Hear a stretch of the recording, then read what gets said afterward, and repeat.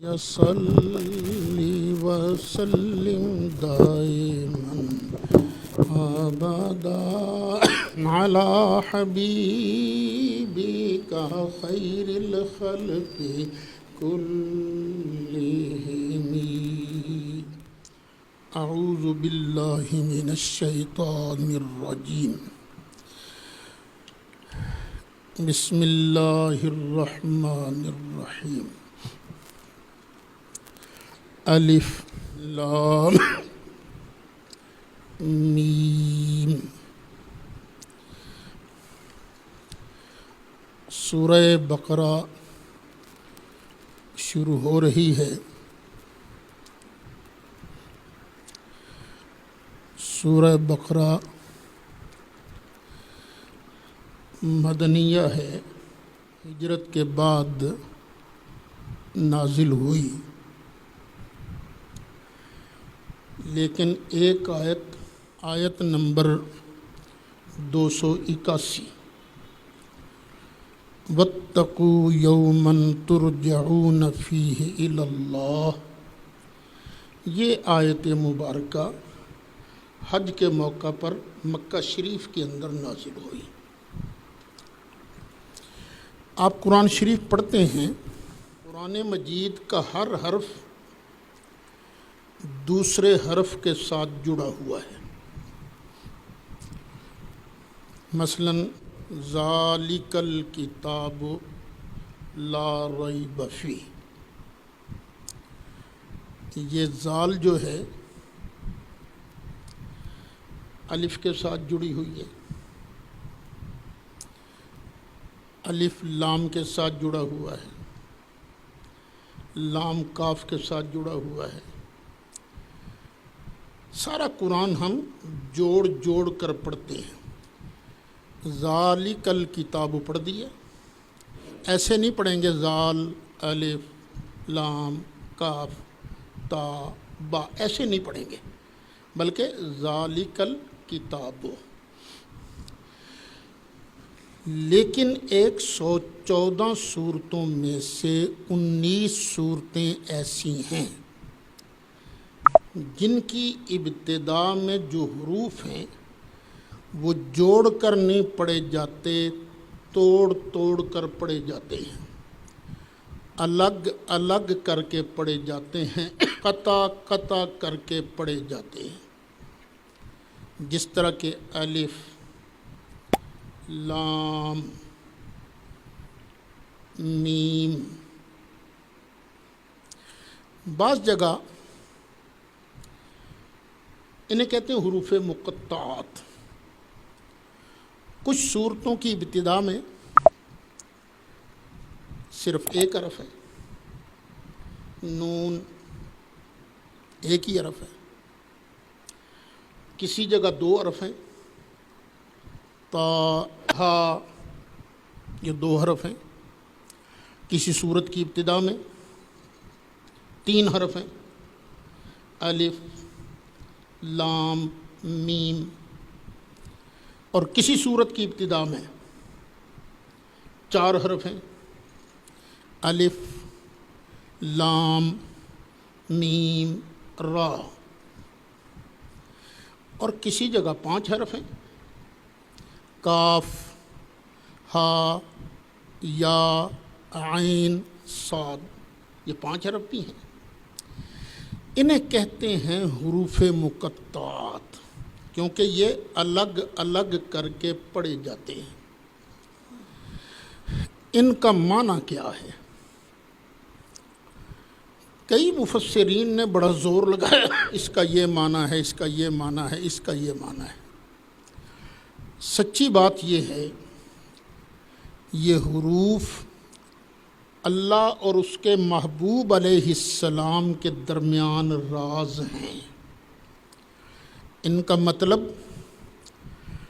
صرف اللہ جانتا ہے، یا اللہ کی عطا سے اس کا محبوب علیہ السلام جانتے ہیں،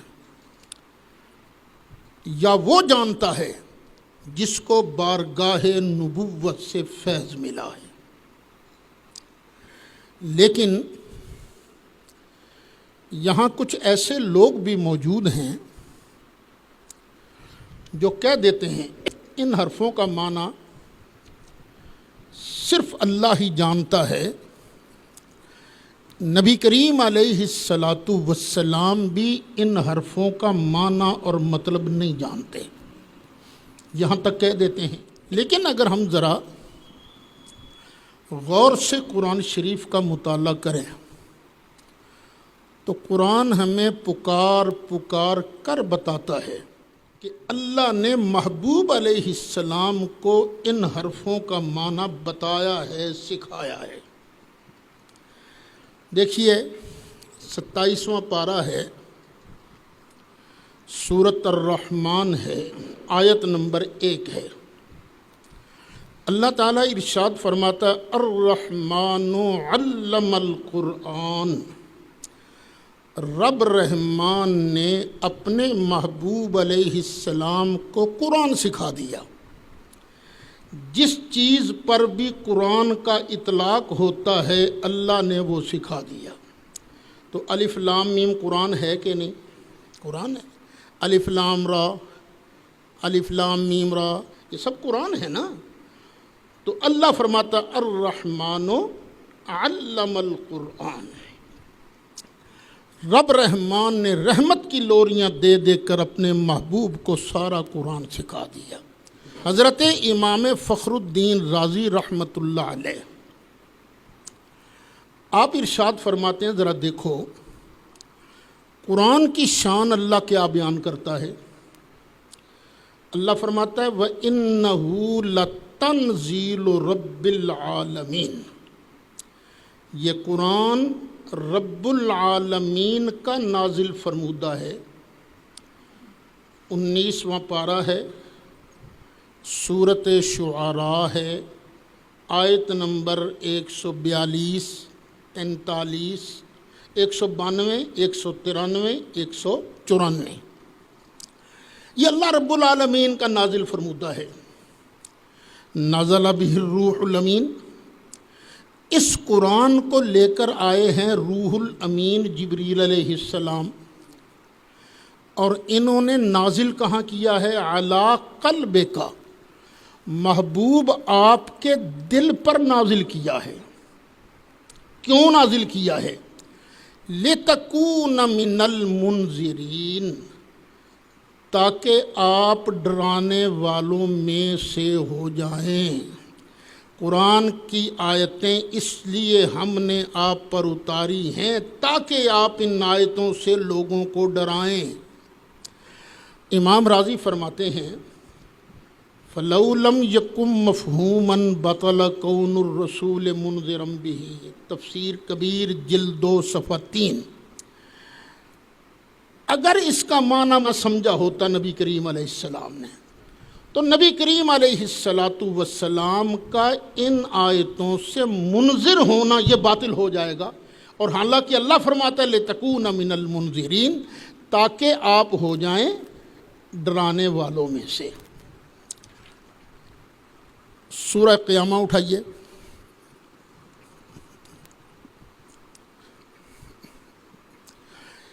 نبی کریم علیہ الصلاۃ والسلام پر جب جبریل علیہ الصلاۃ والسلام نبی کریم علیہ الصلاۃ والسلام پر پہلے قرآن لے کر تشریف لاتے تو سرکار کیا کرتے؟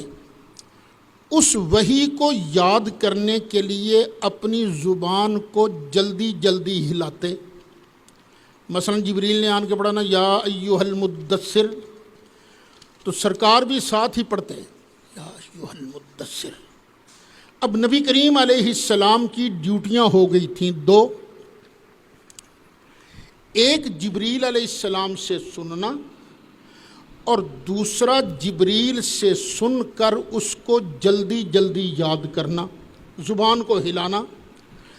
تو اللہ تعالیٰ نے تو محبوب علیہ الصلاۃ والسلام کو یہاں بھی راحت عطا فرمائی، فرمایا لا تحرک بہ لسانک لتعجل بہ۔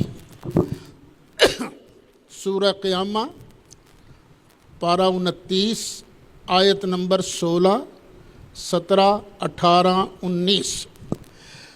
لا تحرک به لسانک لتعجل به، محبوب اس وحی کو یاد کرنے کے لیے، قرآن کو جلدی جلدی یاد کرنے کے لیے اپنی زبان کو حرکت دینے کی بھی تکلیف نہ دے۔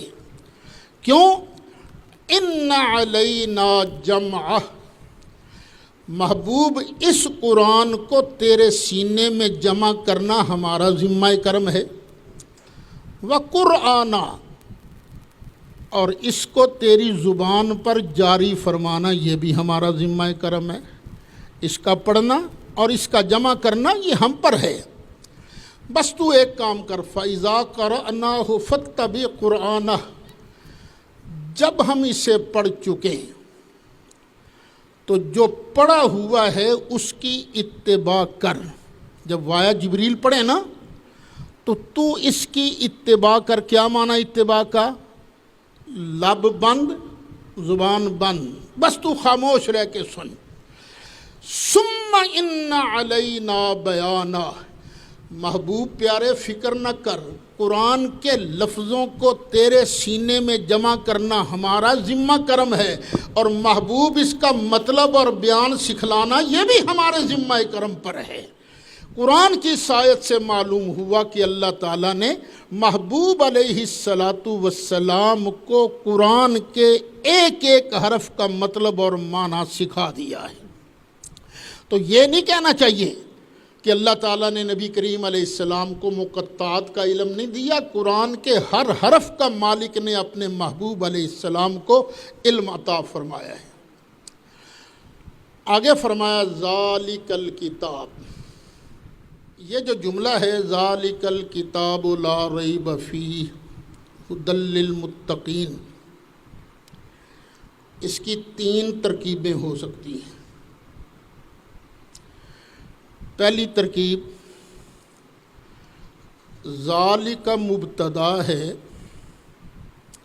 اور الکتاب خبر ہے۔ ترجمہ کیا بنا؟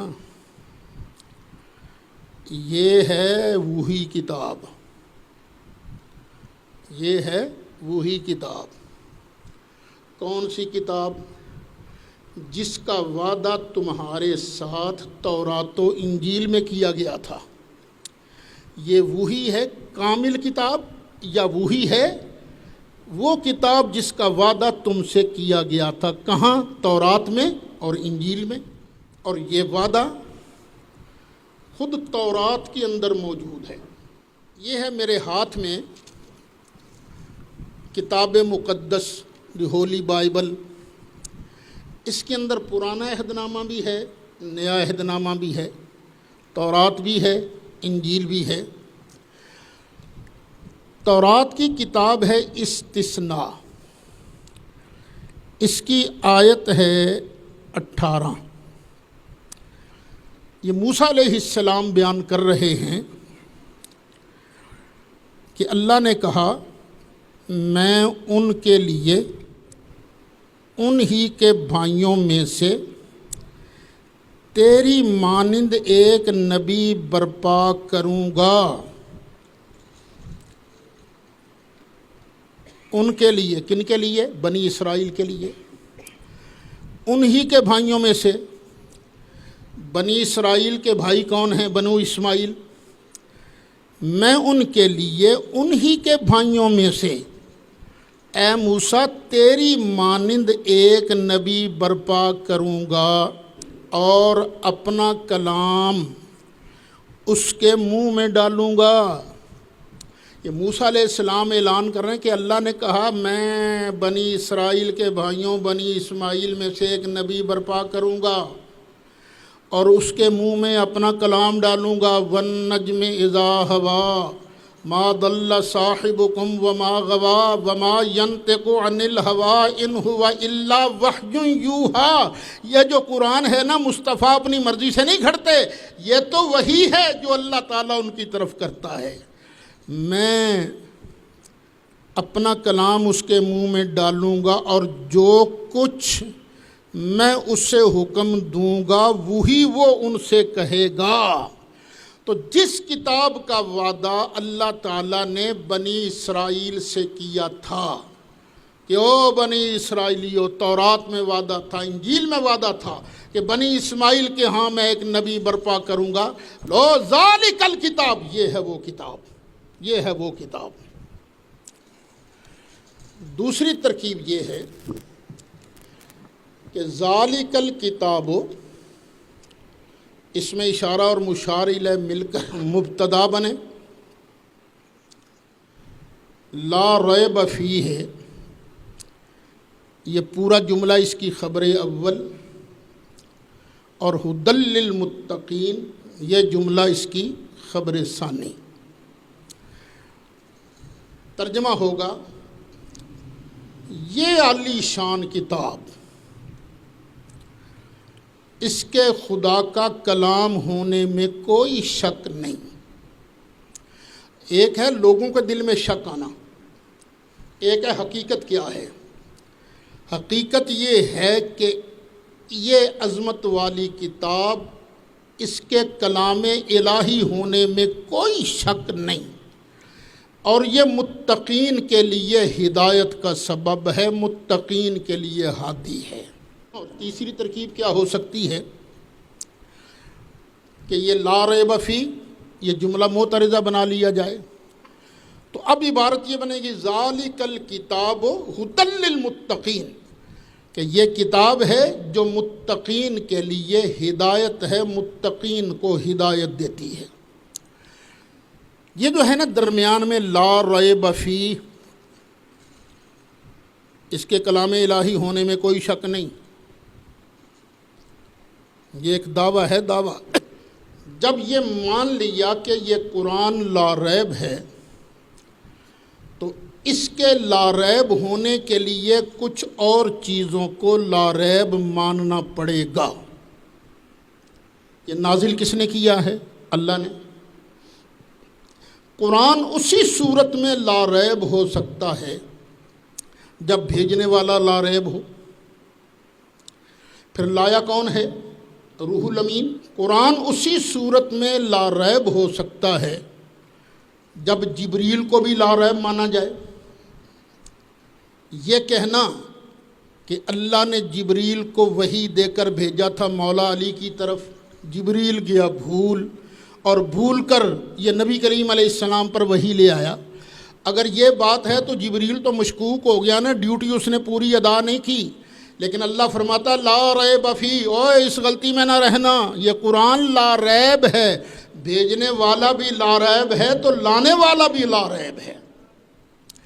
جب قرآن کو مانا گیا لا ریب، تو پھر اس کو بھی لا ریب ماننا پڑے گا جس پر نازل ہوا، کہ اللہ بھی لا ریب ہے، جبریل بھی لا ریب ہے، اور مصطفیٰ علیہ السلام بھی لا ریب ہیں۔ انہوں نے کوئی حکم چھپایا نہیں، جو کچھ اللہ نے حکم دیا آگے پہنچاؤ، سارے کا سارا من و عن سرکار نے آگے پہنچا دیا۔ اب ذرا اگلی بات سوچنا،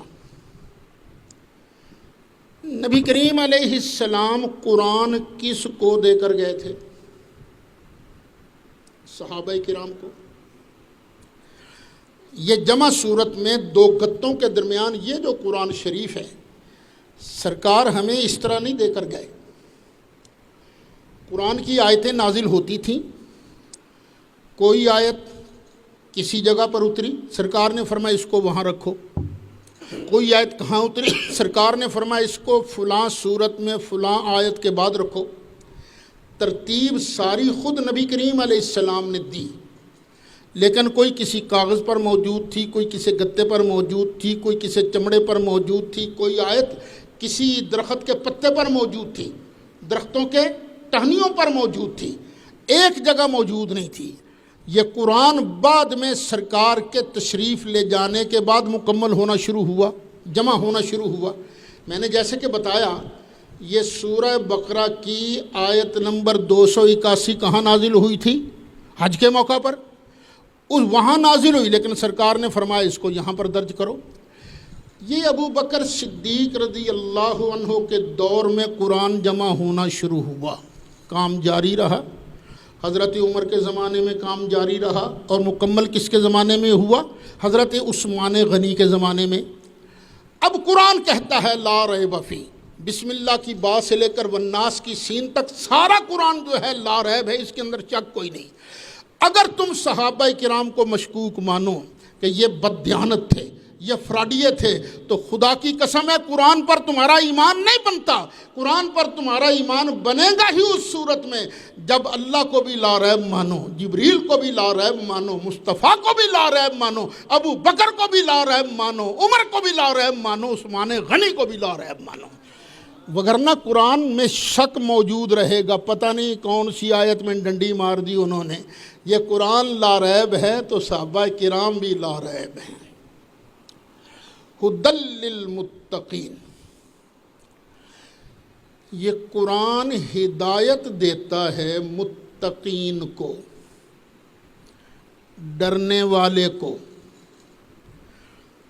جو خطرات سے بچا کر نکلتے ہیں نا، ان کو ہدایت دیتا ہے۔ یہاں متقین فرمایا گیا، ایک جگہ فرمایا گیا ہدی للناس، قرآن سب لوگوں کو ہدایت دیتا ہے۔ یہاں فرمایا نہیں، صرف ڈرنے والوں کو ہدایت دیتا ہے۔ رستہ تو سب کو ہی دکھاتا ہے نا، بتاتا تو سب کو ہی ہے، اور جنت جانے کا رستہ یہ ہے۔ لیکن اس ہدایت سے فائدہ کون اٹھاتا ہے؟ ڈرنے والے، ڈرنے والے جن کے دل اللہ کی بارگاہ میں جھکے ہوئے ہیں، جو جہنم سے بچنا چاہتے ہیں، خطرات سے بچنا چاہتے ہیں۔ ایسے کہہ لو، ایک ہوتا ہے رستہ دکھانا، قرآن رستہ سب کو ہی دکھاتا ہے۔ ایک ہے بازو سے پکڑ کر جنت لے جانا، اور قرآن بازو سے پکڑ کر جنت ان کو لے جاتا ہے جو متقین ہیں، جو اللہ سے ڈرنے والے ہیں۔ یہ متقین کون ہیں؟ الذین یؤمنون بالغیب، جو غیب پر ایمان رکھتے ہیں، جو غیب پر ایمان رکھتے، بن دیکھے ایمان رکھتے ہیں۔ یہ پنکھے چل رہے ہیں، میں بھی مان رہا ہوں، تم بھی مان رہے ہو، لیکن ہمیں کیسے پتہ چلا کہ پنکھے چل رہے ہیں؟ آنکھ سے پتہ چلا، اور پھر ان کی وہ جو سنسناہٹ ہے نا، سرسراہٹ، اس سے پتہ چلا کہ چیز چل رہی ہے۔ پھر ہماری باڈی نے ہوا کو محسوس کیا تو پتہ چلا پنکھا چل رہا ہے، ہم نے یہ مانا۔ لیکن یہ ماننا یہ ایمان نہیں۔ کیوں؟ یہ تو سامنے نظر آ رہا ہے نا، یہ تو ہمارے حواس محسوس کر رہے ہیں۔ ایمان اس چیز کا نام ہے جن کو حواس محسوس نہ کریں اور ہم مانیں، ہم مانیں۔ لوگ تو خام خواہ غیب کی بحثیں کرتے رہتے ہیں، نبی کو غیب کا پتہ ہے کہ نہیں، نبی کو غیب کا پتہ ہے کہ نہیں۔ میں کہتا ہوں قرآن ہمیں یہ بتاتا ہے متقی ہے ہی وہ جو سب سے پہلے مصطفیٰ کے غیب کو مانے، مصطفیٰ کے غیب کو مانے۔ جبریل کو ہم مانتے ہیں کہ نہیں؟ مانتے ہیں۔ کیا کبھی ہم نے دیکھا ہے؟ نہیں دیکھا۔ جنت کو مانتے ہیں کہ نہیں؟ مانتے ہیں۔ دوزخ کو مانتے ہیں کہ نہیں؟ مانتے ہیں۔ قبر میں عذاب ہوگا، ثواب ہوگا، ہم مانتے ہیں کہ نہیں؟ مانتے ہیں۔ کیوں مانتے ہیں؟ ہم نے تو کبھی دیکھا نہیں، اس لیے مانتے ہیں کہ ہم نے تو نہیں دیکھا، لیکن ایک دیکھنے والے نے تو ہمیں بتایا ہے نا، ہمیں دیکھنے والے نے بتایا۔ بعض لوگ کہہ دیتے ہیں نہیں فرق کوئی نہیں ہے، جس طرح ہمیں معلوم ہے، ہم مانتے ہیں جنت ہے، ہم مانتے ہیں دوزخ ہے، ہم مانتے ہیں فرشتے ہیں۔ کیوں؟ ہمیں سرکار نے بتایا۔ تو سرکار نے مانتے تھے، کیوں؟ انہیں جبریل نے بتایا۔ جبریل کیوں مانتا تھا؟ انہیں اللہ نے بتایا۔ تو بس اتنا ہی فرق ہے، ہمیں سرکار نے بتایا، سرکار کو جبریل نے بتایا۔ تو میں کہتا ہوں میرے بیٹے ضد نہ کر، ہم اس لیے مانتے ہیں کہ ہمیں سرکار نے بتایا ہے، لیکن سرکار نے ہمیں دکھایا نہیں۔ اللہ نے سرکار کو بتایا بھی ہے، سرکار کو دکھایا بھی ہے۔ ہم نے جبریل کو نہیں دیکھا، لیکن سرکار تو جبریل کو دیکھتے تھے نا۔ پھر اصلی صورت میں بھی سرکار نے جبریل کو 2 مرتبہ دیکھا ہے۔ ہم نے سنا ہے کہ جنت ہے، ہمیں سرکار نے بتایا کہ جنت ہے، لیکن نبی کریم علیہ الصلوۃ والسلام نے جنت کو دیکھا ہے کہ نہیں دیکھا؟ دیکھا ہے۔ وہ بخاری شریف کی حدیث ہے نا، سرکار نے گہن کی نماز پڑھائی تو دوران نماز سرکار نے قدم مبارک آگے بڑھایا، ہاتھ مبارک یوں کیا، پھر ہاتھ مبارک پیچھے کر لیا۔ صحابہ نے بعد میں عرض کیا آقا یہ آج نماز ایسے ہی پڑھنے کا حکم ہوا، یہ کوئی خاص بات ہے؟ فرمایا ہاں نا، وہ جنت میرے سامنے تھی تو انگوروں کا گچھا بڑا شاندار لٹک رہا تھا، میرے دل میں آیا کہ پکڑوں توڑوں اسے، ہاتھ بڑھایا توڑنے کے لیے، تو پھر میں نے کہا چلو کوئی نہیں، میرے امتی آئیں گے تو آن کے کھا ہی لیں گے نا، ویسے اگر میں توڑ کے تمہیں دے دیتا نا، ساری زندگی کھاتے رہتے، تمہارے بعد والی نسلیں کھاتی رہتی، وہ گچھا ختم نہ ہوتا۔ ہم نے تو صرف سنا ہے نا، ہمیں تو مصطفیٰ علیہ السلام کی زبان نے بتایا ہے نا، لیکن اللہ نے اپنے محبوب کو جنت دکھائی بھی ہے، جنت کی سیر کرائی بھی ہے، اور اللہ تعالیٰ نے مصطفیٰ علیہ السلام کو غیب کے خزانے دکھائے بھی ہیں۔ ہم دیکھیں قبروں پر سے گزرتے رہتے ہیں، ہمیں کوئی پتہ نہیں چلتا اندر والے پر کیا بیت رہی ہے، لیکن نبی تو نبی ہیں۔ وہ جانور، جس جانور کے ساتھ میرے نبی کا جسم ٹچ ہو جاتا تھا، وہ جانور بھی قبر کے عذاب کو دیکھ لیتا تھا۔ سرکار خچر پر سوار تھے، یکدم خچر ڈرا، یوں سیدھا کھڑا ہو گیا، سرکار جلدی تشریف لائے۔ سرکار نے فرمایا یہاں 2 قبریں ہیں اور میری سواری ان قبر والوں کو قبر میں عذاب ہوتا دیکھ کر ڈر گئی تھی۔ سرکار نے فرمایا پھر ان قبر والوں کو عذاب کو بڑے گناہوں کی وجہ سے نہیں ہو رہا، جن کو تم چھوٹا گناہ سمجھتے ہو نا، ان کی وجہ سے ان کو عذاب ہو رہا ہے۔ وہ چھوٹے گناہ کیا ہیں؟ ایک چغلی بڑی کرتا تھا، دوسرا پیشاب کے چھینٹوں سے نہیں بچا کرتا تھا۔ اب دیکھیے سرکار تو سرکار ہیں، وہ خچر نے بھی زمین کا سینہ چیر کر قبر کے اندر ہونے والے عذاب کو دیکھ لیا۔ اچھا چغلی قبر والے نے اب کی تھی یا اب سے پہلے؟ اب سے پہلے۔ پیشاب کے چھینٹوں سے جب وہ ملوث ہوا تھا تو اب اس پر چھینٹے پڑ رہے تھے یا کبھی چھینٹے پڑے تھے؟ لیکن مصطفیٰ علیہ السلام کی نگاہ کے اندر اللہ نے وہ پاور عطا فرمائی تھی کہ سرکار نے عذاب ہوتے بھی دیکھ لیا اور ان کے عذاب کے سبب کو بھی دیکھ لیا تھا۔ تو کبھی یہ نہ کہنا کہ نبی کریم علیہ السلام کو اللہ نے غیب کا علم نہیں دیا۔ بغیر غیب کا علم مانے بندہ مومن بن ہی نہیں سکتا۔ یہ دیکھیے میرے ہاتھ میں ہے مفتی محمد شفیع صاحب کراچی والے، یہ مولانا مفتی رفیع عثمانی صاحب، مولانا مفتی تقی عثمانی صاحب کے والد ہیں اور ٹھیک ٹھاک عالم تھے۔ یہ معتدل علماء میں ان کو سمجھتا ہوں۔ ایک لطیفہ ہی سن لیجئے۔ وہ یہ چنیوٹ پنڈی بھٹیاں روڈ پر نا ایک گاؤں ہے جس کا نام ہے سلارہ، وہاں میرا مناظرہ تھا دعا بعد جنازہ پر۔ مناظرہ طے تھا یوسف رحمانی صاحب کے ساتھ۔ ہم ایک رات پہلے ہی پہنچ گئے تھے، تو ادھر سے وہ بھی پہلے پہنچ گئے تھے ایک رات پہلے جن کے ساتھ مناظرہ تھا، لیکن وہاں یونس نعمانی صاحب بھی پہنچ گئے اور انہوں نے یوسف رحمانی صاحب کو کہا کہ تو نے سعید اسد کے ساتھ مناظرہ تو نے نہیں کرنا بلکہ میں کروں گا۔ انہوں نے پوچھا کیوں؟ اس لیے کہ تو مناظرے آگے بھی کر چکا ہے، اس کے ساتھ تو ہار جاتا ہے، اس لیے مناظرہ میں کروں گا۔ رحمانی صاحب نے کہا میں تو کھپ کھپ پھا کے نکل جانا توڑ کو وہ بھی نہیں ہونا۔ خیر انہوں نے میرے پاس بندے بھیجے، وہ کالے کی منڈی کا جو وفد آیا، اگر ہم مناظر چینج کر لیں آپ کو کوئی اعتراض تو نہیں؟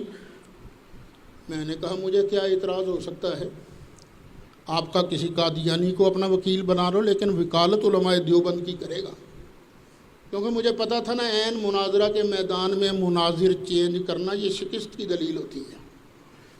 خیر انہوں نے مناظر چینج کر لیا۔ اب لمبی بات نہ ہو جائے، میں نے دوران مناظرہ مفتی شفیع صاحب کا حوالہ دیا اور ساتھ ہی میں نے کہہ دیا کہ یہ تم میں ہیں شریف مولوی۔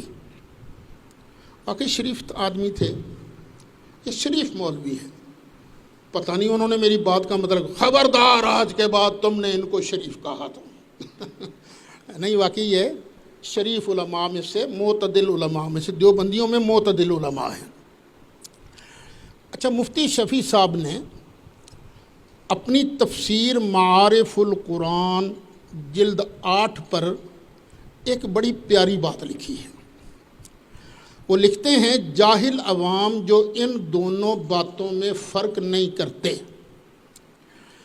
جب ان کے سامنے کہا جاتا ہے کہ رسول اللہ صلی اللہ علیہ وسلم عالم الغیب نہیں، وہ اس کا مطلب یہ سمجھتے ہیں کہ آپ کو معاذ اللہ کسی غیب کی چیز کی خبر نہیں، جس کا دنیا میں کوئی قائل نہیں اور نہ ہو سکتا ہے، کیونکہ ایسا ہونے سے تو خود نبوت و رسالت کی نفی ہو جاتی ہے، جس کا کسی بھی مومن سے امکان نہیں۔ تو یہی بات حق ہے۔ یہ کہنا کہ نبی پاک کو کسی غیب کی بات کا پتہ نہیں، یہ کفر ہے، کفر ہے۔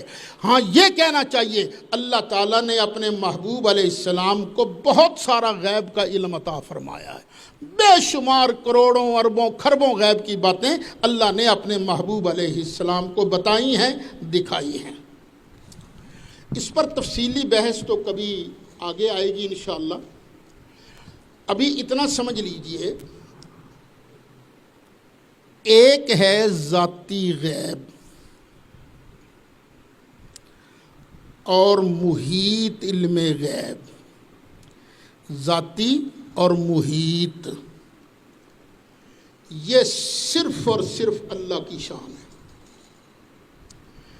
کسی مخلوق کو نہ ذاتی علم ہو سکتا ہے، نہ محیط علم ہو سکتا ہے۔ محیط الکل اور ذاتی علم غیب یہ کس کی شان ہے؟ صرف اور صرف اللہ کی۔ محیط کو بھی ذرا سمجھا دوں۔ یہ ایک ذرہ ہے، یہ کئی ذروں سے مل کر یہ کاغذ بنا ہے۔ یہ ایک اس کا چھوٹا سا ذرہ، اس کی دوسرے ذرے کے ساتھ کیا نسبت ہے، تیسرے ذرے کے ساتھ کیا نسبت ہے، باقی سعید اسد کے جسم کے اندر جتنے ذرے ہیں اس ذرے کی ان ذرات کے ساتھ کیا نسبت ہے، ریت کے جتنے بھی ذرے ہیں، پانی کے جتنے بھی قطرے ہیں، یہ عالم کے اندر جتنی بھی چیزیں ہیں، اس ایک ذرے کا ان ساری چیزوں کے ساتھ کیا تناسب ہے؟ یہ ہے علم محیط۔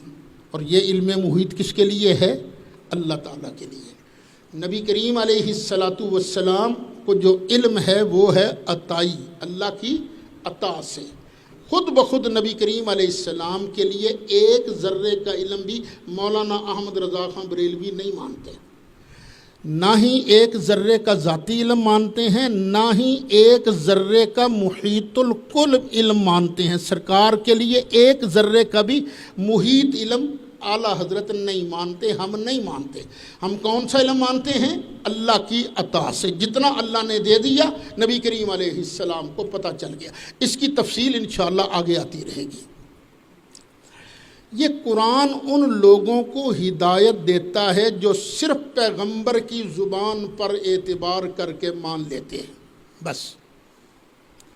ہم سے کوئی پوچھے جنت کی دلیل کیا ہے، ہم کہیں گے ہمارے پیغمبر نے فرمایا۔ جبریل ہے، ہم نے کہا، ہم کہیں گے ہاں۔ تمہارے پاس کیا دلیل ہے؟ ہمارے پیغمبر نے فرمایا۔ قبر میں عذاب ہوگا، ثواب ہوگا، بالکل ہوگا۔ کوئی دلیل؟ ہمارے پیغمبر نے فرمایا ہے۔ ہمارے پاس آخری دلیل کیا ہے؟ زبان مصطفیٰ علیہ السلام۔ تو قرآن ان کو ہدایت دیتا ہے جن کو زبان مصطفیٰ علیہ السلام پر پکا ٹھکا لوہے توڑ ایمان ہو۔